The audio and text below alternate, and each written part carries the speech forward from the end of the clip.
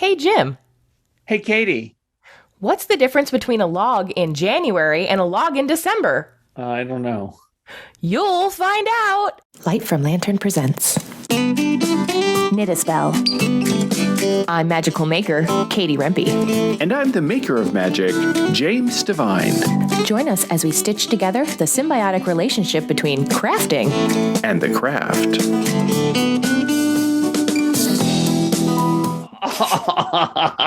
Happy Yule!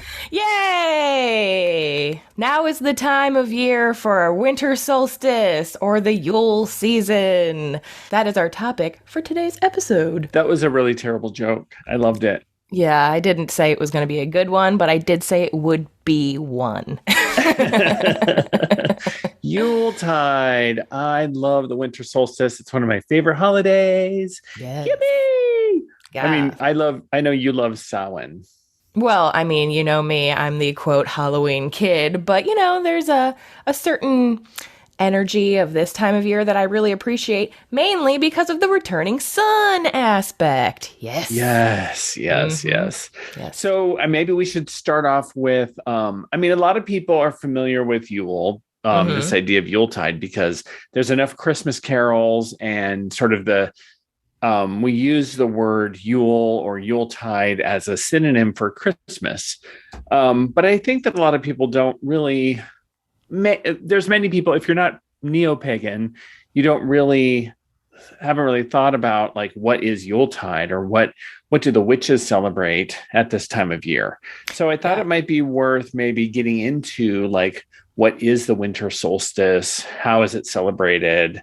Like, where does it come from? And maybe you and I could talk about that. I think that's a great idea. I myself am only just becoming familiar with all of these things, so I'm sure even I will learn things, and our listeners will likely too as well. So yeah. So there is this interesting thing that happens in December where the sun dies, and after 3 days, the sun rises. And that sounds familiar. And the sun, where the sun is born. And the birth of the sun is heralded and is celebrated because it is the light of the world. The light of the world returns and promises that the humans on the world and all the life on the world will live and is promised new life. So this is a very exciting thing. And it sounds like a common and very popular religion in the West. Right. Doesn't it? Yes. Yes, Several it does. Aspects ringing a bell. Yeah. Yeah, the birth of the sun. This is something. Death and rebirth. Yes, of a quote sun. The promise of resurrection. Correct. Yes. This sun is what we're talking about. Yes. Is the literal sun, the burning orb in the sky. A lot of times it's celebrated over 3 days, where the 3 shortest days, or this period of time where we really think of it as the shortest day, or this period of time when the longest night or the shortest day happens. It's a very witchy number, right? It's a very witchy number, yeah. And it's a very sacred, you find that in many religions, this number 3 is very sort of proverbial. Absolutely. The 3 days, the 3 nights. In any case, so there is this longest night, and it's the winter solstice. So on the winter solstice is when it is referred to as Yuletide or Yule. And there's a lot of traditions around tending a fire or tending a light throughout the longest night, and holding vigil, burning a bonfire until the sun rises, to just make sure, and drumming and making sure to drum the sun up in the morning, making sure that the sun rises, and keeping that vigil and celebrating the birth of the sun in the morning. There's another story about the death of the Holly King and the birth of the Oak King. And so this is something that happens on the summer solstice and the winter solstice, that one king rules half the year and the other king rules the other half of the year. And they play back and forth. And so this is another thing that people can look up, and is this interplay that one king they trade places at the winter solstice and then at the summer solstice. So you have this energy of, we have been through this season since the summer solstice in midsummer. The days have been shortening, but in the United States, not in every state, but certainly in the states that observe daylight savings time, since November, we have especially felt it because all of a sudden that hour was ripped away from us. And now it seems that I wake up when it's dark. I drive to work when it's dark. I work inside my office all day. Well, maybe with the pandemic, we do something else. I come to, and then the sun sets and I leave work when it's dark and I drive to home when it's dark and I make dinner. And it's one of those days where you're just like, ugh, right? Yeah, slogging through. Yeah, slogging through. And in Seattle, where we both are, I mean, these dark, rainy days are just a little, and especially these past couple of weeks have been nonstop and look to be continuing. Yes. What we would give for a little bit of dry rain, also known as snow. Yeah, seriously. A little respite from the wet, dreary, overcast. In any case, at least we have the holidays to look forward to. In some ways, it keeps us interesting. I think it's January, February that it gets really kind of ridiculous. Yes, in any breaking point. Yeah, we'll talk about that in January when we talk about Imbolc and other things. Yes. But right now, at least we have Yuletide to keep us interested and the fires kindled, right? Yes. So we have these fabulous holidays, and the magical practices that we pair with this season are keeping vigil, are shopping, even the ancient Roman. So we look at this ancient Roman holiday of Saturnalia. Where does Christmas come from? So where does Yuletide come from? The winter solstice was seen in the ancient world as well. You see tons of winter holidays that celebrate a theme. There's a theme that comes through with Hanukkah, Diwali, ancient holidays, and also modern holidays like Kwanzaa and others. There's a similar theme that comes through, which is the theme of the light. Yes. So we are yearning for the light at this time of year, and we see it come through. And the Roman holiday of Saturnalia was celebrated around this time of the winter solstice as well. Saturnalia was a festival for Saturn. And again, it was Rome. Why do we keep bringing up Rome? So when you look at a lot of the things that we've talked about on this series about witchcraft, we look at, gosh, a lot of this is based on Rome. Daddy Rome, once again. Why back. Rome? Right.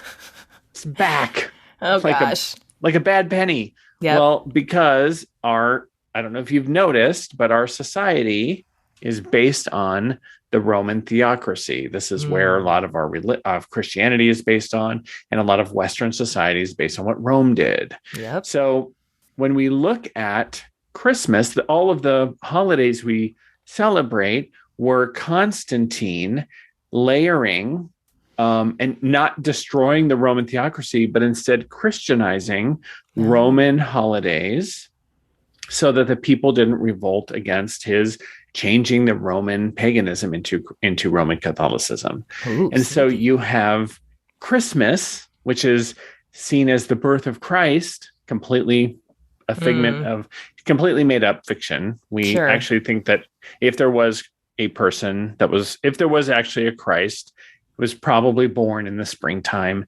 in, Judea, based on what is seen in the Bible, not in the winter, right? But it makes for a better story, right? Yeah, there's a lot of other things that are like, if Christ was a real person, this is not the right time of year that he was born. All these things, doesn't track. Yeah, it doesn't track. So this is complete. This is really Saturnalia. So the traditions we have of gift giving, that was a Saturnalia thing. Even in ancient Rome, there are writings that say Saturnalia has become too commercial. People are really making Saturnalia not about the spirit and really just about the commercialization. There's just too much gift giving, and merchants were open. It was the biggest. Commerce of the time, right? It was the same complaints that we have today about the over commercialization of the holiday, right? People would drink and make merry, and a little bit of trading places of the nobility and and the Oh, servants, yeah. right? And Right. it was a big party and fun and gift giving and meaningful and time with family, and it was Hmm. super, super awesome. So that's Saturnalia. There's a lot more you could research about Saturnalia if you want. Um, we love celebrating. So what do we do for Yuletide? Yeah. So with our group, we invite all of our coven over and special guests to our home. We have a big roaring fire in the fireplace. We have a big Mm. holiday Yuletide tree. It looks like a Christmas tree. You can't tell the difference because they're the Imagine same thing. that. We have a lot of more secular and pagan sort of decorations on the tree. We have lots of food and feasting food ready. We have lots of Mm. games. Games are a very common thing to play at Saturnalia. And we have lots of things to imbibe in, lots of alcohol and non-alcoholic drinks for everybody. But of course. And we stay up all night long playing games, making art crafts for the tree. We have a oracular Santa where there are handmade gifts under the tree and they're given out to people in a random fashion and opened up. And we have singing and we just have a party. We have midnight margaritas. We do, and then we have drunken divination right after that. What? Oh yeah, that's so much fun. We pull tarot cards after we've been drinking midnight margaritas. Yeah, and then at 3 a.m. we just start laughing because we're all slap happy and can't and we really should be going to sleep, but we're committed to staying awake. And then we know what time the sun is going to come up, which is like 8:30 or something ridiculous. Yes. We're standing on the front porch as the neighbors go by, wondering what the hell those people are doing. And then we sing until the sun comes up. Oh. You're welcome. I love this. Oh my God. For anyone who's thinking like me at this moment, like, well, my tradition is about to drastically change based on what Jim just said as inspiration. And then the other people were like, what's your address? We're coming over. Yeah, right. And then some people are like, that's what we already do, but we don't call it that. We just get family drunk all night. If you get family drunk all night and have fun, except for the fighting, no fighting. Right. You are doing Saturnalia. That's what you're doing. Yeah. Oh, geez. Well, turns out my family has been doing that this whole time and we didn't know it. Who knew? So it's super fun. Everyone stays over. And if you have to sleep, no one's allowed to drive home drunk. You just hang out, sleep in the basement, bring your sleeping bag. Yes. And then we sleep all day on Sunday or the next day. So everyone takes the next day off. And then we wake up at some point and eat leftovers or order Mexican food or something. And then have a lovely evening and then just chill. And it's fantastic. So that's what we do for Yuletide. Oh my gosh. Well, I can't wait to sign up for your 2022 Winter Solstice retreat that you're going to be hosting, perhaps. That would be awesome, right? It's going to be super expensive and only for a select few, but it's totally worth it. I wish. Well, maybe one day. Oh my gosh. Well, that's awesome. I'm jealous and inspired. I hope be inspired to do it. I mean, one year we had a blank tree. We just had an empty tree, and we spent all night crafting paper ornaments and decorated the tree. And that was part of the fun of Yuletide was craft decorations for that tree. Right. And we cut out. We know how to make stars and pentacles and snowflakes and people knew how to make origami, and all night we just did crafting, magical crafting for the tree. And whatever people knew how to make, well, that's what we made. We had instructions on how to make all kinds of ornaments. That was a tremendously fun. We strung popcorn and my God, and berries. You do that? I love that. How do you do that without eating it all? Well, you also eat it. You just have to keep popping more until everyone's sick of eating it, and then they string it. I see. Oh, smart. Okay. Oh, wow. Well, see, this is I remember my folks telling me when they were growing up, they used to get the tree on Christmas Eve and decorate it and do all that. They didn't have it up for the 6 months that half the people in the country now do it. So that makes total sense to do it then. I love that. And then it becomes everyone's involvement and the thing to do that evening instead of one person's stress task or right. They just love doing the tree. So yeah, I love that group aspect. What's interesting about Christmas from a Christian perspective is Christmas actually begins on Christmas Day. So in Catholicism, Christmas does not begin until Christmas Day, and then it lasts for 12 days. And so when you look at that in society, modern society, Christmas ends on Christmas Day in our society. You see everyone discounting everything Christmas and taking everything down. But the Christmas season, when you're in actually going to church, you have Christmas for 12 days. That's the days it took the wise men to show up and give the gifts. And so in Orthodox and in Roman Catholicism, like in Christian Christmas doesn't end until the Epiphany in January. So that's far beyond. Everyone is like so sick of Christmas. They've thrown out their New Year's resolutions by that point, let alone Christmas started back like October 15th. Oh my God. Yes, you're so right. It's so annoying, right? But if we were to actually do it the way that, people who say that Christmas has lost its meaning, if we go back to like people who want Christmas to be about the Christian Christmas, it's like, no, Christmas doesn't start until Christmas Day. So my parents used to do the same. No Christmas until Christmas Eve. So we decorated the tree on Christmas Eve and celebrated it for 12 days, which we were weirdos.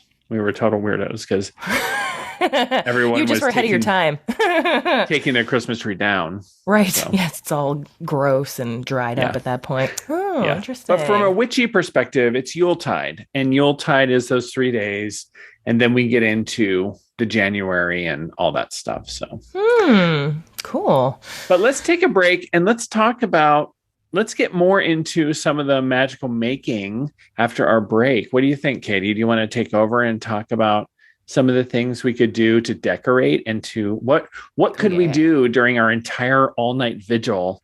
Some ideas about crafting and some of the things that we could do. Does that sound cool? Oh, yeah. I'll share all that and even more ideas that are sparking into my head right now after our brief discussion. So yeah, hang tight. We'll be right back. Hey, Knit a Spell listeners, are you looking for a magical accessory to add to your making or magical toolkits? Well, guess what? We have the perfect merchandise for you from your favorite podcast, Knit a Spell. The front of each bag includes our logo so that you can tell everyone that you're a fan of the best podcast that includes magic and making in the entire world that I'm currently aware of. If you're a maker, you'll especially love the magical sigil I've put on the back of the large drawstring bag, which will help you notice any mistakes in your project sooner than you might expect. The back of the smaller zip bag has inspiring notions to help get your creative juices flowing, and is made from a sturdy fabric to house sharp things like scissors, needles, and more. Both of our Knit a Spell bags are available exclusively at makersmercantile.com. And while you're there, feel free to check out all the amazing making materials they have for knitting, crochet, and more. Welcome back. I thought it would be fun to discuss some things that you can make around this time of year, since especially we were just talking about how great apparently it is to make things and make that part of like your whole celebration of the holiday season. So I did not make this sweater I'm wearing. But you could have.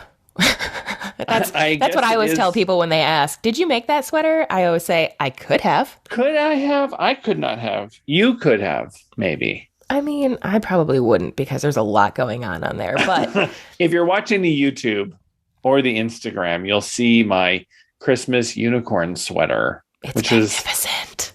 Is a bit much. Some might say. I don't know. I've seen some pretty intense holiday sweaters, as you might imagine, and this one is, I don't know. Does it pony up? I'm not sure. It's a unicorn. I'm sorry. You're right. I should have said get to the point. My bad. All right. Oh. So one thing I used to do every year was knit a Christmas ball ornament for my mom for the tree. I actually bought a whole book of different designs of them. And I was like, I'm going to make them all this year. Well, obviously, sort of like what we were just saying last week, that didn't happen. So I was just happy to do maybe one a year. Doing little ornaments is always great. And, if you wanted to make it extra witchy, You could put like a little bit of scented herbs in there or a little bit of Scented oil. oil. Yep, depending Yeah. on what intent you wanted, whether it's for your house, maybe you need a little lavender to like ease the stress, You or know, maybe gift. the the scent I love best on a Christmas tree is, of course, clove or cinnamon. Like that's Oh, always yes. that like Very mulling herbs, traditional. right? Like Mm. putting a sachet of, holiday scent is always my favorite. And certainly oranges, like that Oh, reminds me yeah. of the orange that you can make. I've made an ornament where you take an orange and then you poke cloves into it in a pattern. Have you ever Oh, done that? So this is no. a really fabulous thing to do is you take an orange and you take cloves or like little pins, right? Mm-hmm. You can just poke cloves into an orange in a pattern and it creates this beautiful clove and orange scented ornament. You then thread Ooh. through the orange with red thread, and you have a beautiful ornament that smells amazing that you can hang on the tree. And it's a Hmm. magical object that is road opening and prosperity creating. Yeah. Oh, is that why oranges are such a thing? Because they're like the Yeah, road openers, kind they of? do. The citrus Oh. opens the road. Oh Yeah. my gosh, I never realized that. But I was always like, what is the deal with the oranges around this time of year? I always just figured it was because I was in Florida and they were handy. No, Yeah. overarching. Oranges are very popular at the holiday time because they're ripe. Oranges are ripe two times a year, in the summer and in the winter. Because in Florida Oh, and in right. places where they grow, they have two growing seasons. So you'll find that oranges are ripe in the store in the winter and in the summer. That's when they're the sweetest. Hmm. So it's very common to find oranges at this time of year. And they were a luxury item back in the day, right? Sure, fruit in So, general, I'm sure. yeah, it's a Yeah. cool thing to have. And so this is a common Hmm. uh, object, a very traditional object to hang on a holiday tree, on a Yuletide tree. Well, I love But I it because love, when you're done with it, you can just like donate it to the birds in the backyard instead of like having to put it yep, away and everything. which is the same Wonderful. with your popcorn and berry, and Oh, you're making a string of popcorn and yes. cranberries on your tree as a decoration is also just food for birds and animals. Especially if you use like a cotton string or something that'll just Yes, disintegrate. Oh, that's so right. But smart. I Oh my love that gosh. you can also make an ornament, knit an ornament or crochet an ornament and put bird seed Mm-hmm. or herbs or cinnamon sticks or anything scented inside. Put the Mm-hmm. cinnamon oil on the cinnamon sticks or on it inside is a fantastic idea. I love this. Yeah. I mean, it's similar. You could also do like a poppet, prosperity poppet, again, perfect time of year with the oranges and everything. Fill it up with, like the cinnamon, like you said, and the orange or ginger, maybe even like a coin in there or $1, depending on how much prosperity you're trying to do or what magic you're trying to invoke. Will you tell everyone a little more about what a poppet is? I don't know if we've talked about that on the show or if people know exactly what that is. So I mean, I think they're probably over different types of crafting, like the crafting. But they're like a little like puppet kind of thing, kind of looks like a person in a way, and then almost like a golem type of situation, I would Like a imagine, little but simplified doll. yeah, exactly. And then you put, whatever you want it to work for you. You might make it a certain color, or again, fill it with certain herbs to enhance the magical qualities of the things you're trying to do. So it's just another magical tool that you can make via knitting or crochet. I've seen it in all sorts of different ways. I'm sure you could do it weaving too. Fabric. Yep, Yeah, you exactly. could sew fabric, make a little doll out of fabric, or Mm-hmm. people often see it as a voodoo doll out of wax where you put Yeah, pins in it. That's kind of the classic pin cushion type thing. sure. Yeah, and these can represent you, they can represent another person. And it's a way to sort of project your magic Mm-hmm. in a totem that's sort of you. But that's a Yeah. really great thing to do in a positive way. You can do positive magic that way. Yeah, I Right. love Yeah. that. Just like with anything, you could do good, you could do bad. Just because you hear the word voodoo doesn't mean that it's like, oh my gosh, negative Yeah. or anything. It's all dependent on the user, just like a pair of scissors. Like I said, it could be used to cut fabric and cut hair, or it could be used to stab someone to death if you really want Right to. in the So, eye. Yep. Right in the eye. That's right.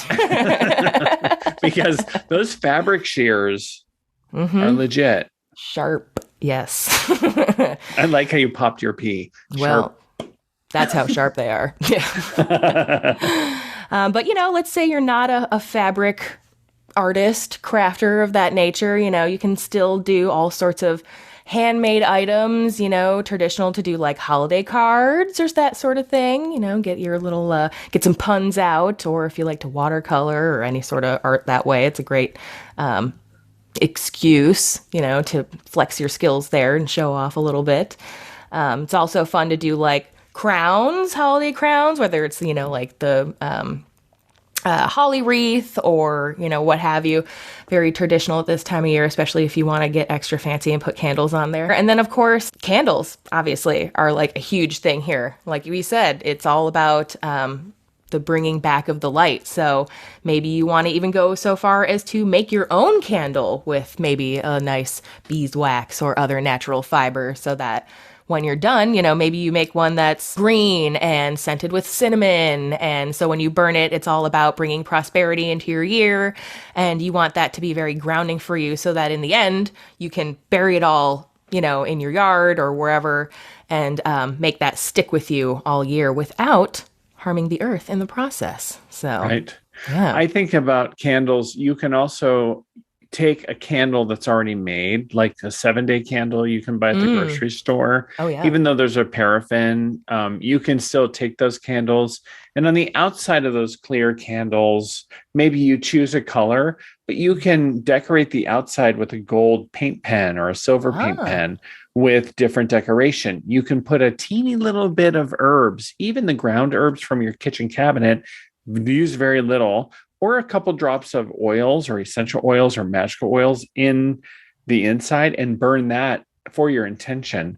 Those can be very powerful. You can also use natural, if you can find those 7-day candles or other glass jarred candles that are out of a natural wax, like soy wax or a beeswax. There are beeswax 7-day candles, much better. And you can also use those in a very similar way. When they're blank like that, you can modify them with your own herbs and oils. And that's a great thing to do. And these make not just things for you to make, but these are amazing gifts because they're consumable, because they're natural, because they're magical. Imagine getting a handmade gift from someone that has the intent. Perhaps you make a little card and you write on that little card with a gold paint pen, this candle was handmade for you to bring prosperity, luck, and expansion into your new year. Crafted by hand with love, James Devine. Like, if you got that in a beautiful box from me, Katie, wouldn't you be happy with that? Oh my God, I would squeal. Yes. It'd be delightful. Yeah. If I got a traveler's talisman scarf from Katie that was with a cute little, I'm all like wink wink. Yeah, right. I'm kidding. But but if there was something like, if you went and listener and you went and got that pattern and knit the traveler's talismans, scarf for someone that is going to be traveling all year out of their favorite colors, and gave that to them wrapped in beautiful tissue paper with little like sparkles. And it was, this is a traveler's talisman. Here's what this means. Here's what the colors represent for you. I hope you enjoy it. And then it brings you protection and open roads for your travels this coming year. Love, Katie. Oh, yes. Oh my gosh. Think of you every time that it's used. Beautiful. Yeah. Yeah. Yep. Even just like cookies, it doesn't have to be something that takes forever or like a ton of skill, although I would say that baking does take a lot of skill. I can't do it, but it doesn't have to take hours and hours. It can bake someone happy. Bake someone happy. Yes. You can go to Trader. One of my favorite things to do is go to Trader Joe's and get that vanilla cake mix that's in the box, because it's relatively natural. It's really good. Add a little cardamom to it. Then you have a cardamom vanilla cake. Don't tell anyone. Oops, secret's out. It's only our secret with people listening to this podcast. And then you make a simple glaze for the top with powdered sugar, vanilla, and a little bit of cardamom on it also, and just glaze the top. Put that in some glassine paper, like your Martha Stewart or something, and take that to your neighbor. Yes. They will freak out. No one will know it's not homemade, first of all. I mean, technically it is. It was only cake mix in the box, but it's semi-homemade. There you go. But it's got the cardamom and the vanilla. It's out of this world. It's like one of my most favorite combinations. It's nuts, right? It's a great idea. This is also something that you can do. If you want to go to the food co-op or to Whole Foods and find a natural vanilla cake mix and do something similar, and it's a little more, or hell, you just want to get Duncan Hines and do it that way. That's like whatever you can afford. Well, so these are some cool and fun ideas, that you can do that are very easy. And I'm sure our listeners will have more advice for us after listening to this episode. Feel free to let us know. What are some of the fun holiday crafts that are easy that you do? I mean, I know that I have a friend that makes puppy chow, which is very easy. It's one of the easiest things to do, which I think is peanut butter, and I think you can do it. I'm sensitive to peanut butter, but you can do it with sunflower sunny butter and chocolate. And then you mix it with like Life cereal and powdered sugar, and you kind of put that all together and you mix it and you make a huge batch of it, and then you dole it out in cute bags. Like the biggest thing about holiday presents is like going to Target or somewhere and getting the cute bags.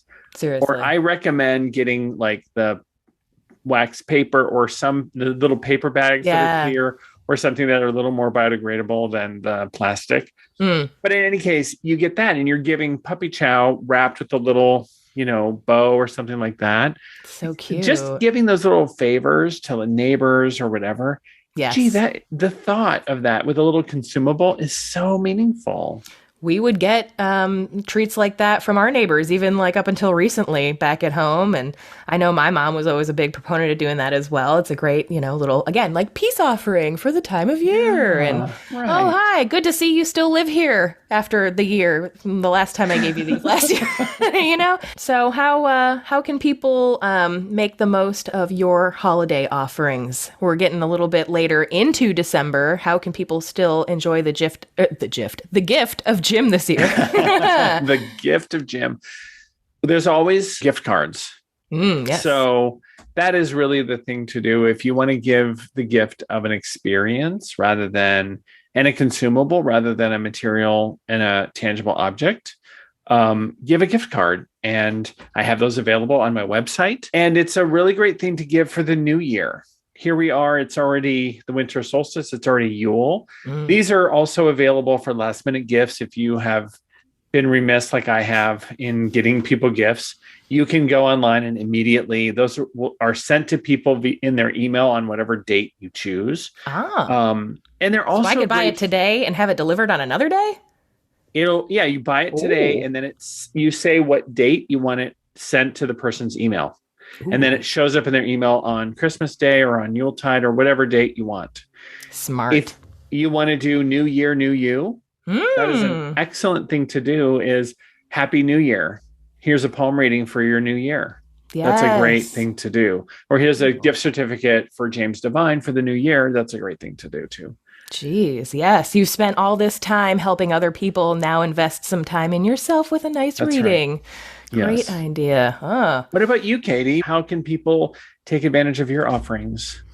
Well, similarly, if anyone's looking to do some holiday knitting, I have lots of shorter projects like my Mason cozy covers that also go over like a 12-ounce can. I have some hats, mittens, obviously, that are still great you could do in a weekend. And they're all on Ravelry or through my website, Light from Lantern.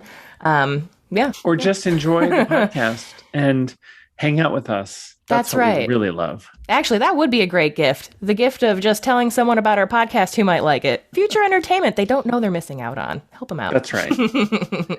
Well, this has been so fun, Katie. Happy Yuletide. Yes, you too. All right, everybody. Until next week. We'll see you later. Ciao. Thanks for listening, everybody. And don't forget, new episodes of Knit a Spell are conjured every Wednesday. Learn more at knitaspell.com and follow our Instagram page at Knit a Spell. If you have a quick second to support the show, feel free to drop us a review on iTunes or share this with a friend. Jim and I appreciate your support and look forward to seeing you next week.